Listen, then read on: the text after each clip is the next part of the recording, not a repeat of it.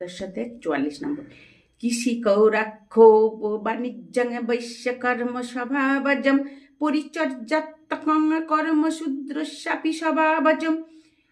কৃষি কৌরক্ষণ বাণিজ্য এই কয়েকটি বৈশ্যের স্বাভাবিক কর্ম, আর পরিচর্যাত্মক কর্মই শূদ্রের স্বাভাবিক কর্ম। সে কর্মণ্য বিরত সংসিদ্ধিং লভ্যতে নর সকর্ম নিরত সিদ্ধিং যথা বিন্দতি তচ্ছুন্ন।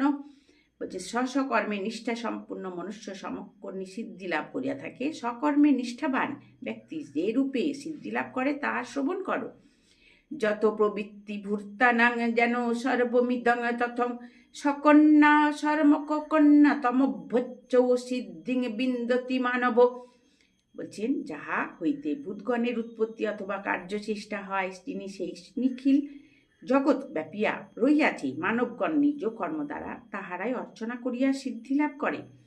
শ্রেয়ান স্বধর্ম বিগণ পরধর্মাত সুনুষ্ঠিতা স্বভাব নিয়তং কর্ম কুর্বন্নাপ্নতি ক্লিবি সম।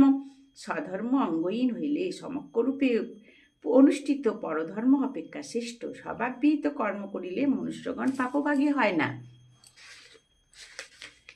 সহজং কর্ম কন্তেয় সদস্যমপি ন ত্যজ্যতি সর্বারম বাহিত সেন ধূমেন্নাগ্নিরাবিতা। বলছেন হে কন্তেহ, স্বভাববিহিত কর্ম দোষযুক্ত হইলেও ত্যাগ করিবে না। সেই সকল কর্মই সহজাত ধূমে ব্যাপ্ত অগ্নির ন্যায় দোষে আবৃত। হরে কৃষ্ণ হরে।